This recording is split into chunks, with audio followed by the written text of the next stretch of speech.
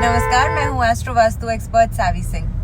अब कल यानी कि 6 तारीख से हरि शयनी एकादशी यानी कि हरि जो है वो शयन करने जा रहे हैं। अब ऐसे में वैदिक मान्यताओं के अनुसार ये तो आपको पता ही होगा कि इस समय के दौरान ये चतुर्मास का जो समय होता है, इस समय कोई भी शुभ कार्य जो है वो नहीं किया जाता है। हाँ, रूटीन की चीजें जैसे कि अगर आप कहीं पे कोई नौकरी है जो नई ज्वाइन करने वाले हैं, इस तरीके की कोई चीज है जो आप करने वाले हैं तो आप कर सकते हैं। लेकिन अगर आप कोई ऐसे व्यक्ति हैं जो गृह प्रवेश करना चाहते हैं, आपने प्रॉपर्टी ली है, वहां पे आप अपना नया बिजनेस एस्टैब्लिश करना चाहते हैं, नया काम अगर आप शुरू करना चाहते हैं, किसी भी शुभ कार्य की शुरुआत अगर आप कर रहे हैं, तो हरि शयनी के समय ये शुरुआत जो है वो आपको नहीं करनी चाहिए। लेकिन मैम 4 महीने के समय में हम कैसे हाथ पे हाथ रख के बैठे रहेंगे और अपना कार्य नहीं करेंगे? ये तो सही नहीं साउंड करता है। तो ऐसे में अगर कोई शुभ कार्य आप शुरू कर रहे हैं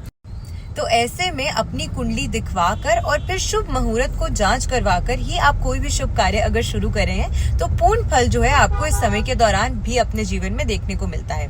अब नॉर्मली क्या होता है कि जब शादी की बात आती है तो हमेशा ये कहा जाता है कि जब गुरु बृहस्पति ग्रह, क्योंकि ये शादी करवाने के ग्रह माने गए हैं, ये जब उदय होते हैं तो आपको शादी के जो योग है वो प्रबल तरीके से बनते हुए नजर आते हैं। लेकिन इस बारी हरि शयनी में जाकर ये जो बृहस्पति हैं वो उदय हो रहे हैं। इसी कारण से अगर विवाह आदि भी करवाना चाह रहे हैं तो सबसे पहले पूरी तरीके से अपनी कुंडली मिलान करवाने के बाद और फिर शुभ मुहूर्त की जांच करवाने के बाद ही आपको कोई भी तारीख जो है शादी विवाह के लिए फिक्स करवानी चाहिए। अगर शादी के नजदीक है, उस उम्र में है, तो इस समय के दौरान बृहस्पति से जुड़े हुए दान, पीली चीजों के दान, पीले रंग के वस्त्रों को ज्यादा धारण करना, हल्दी की चुटकी को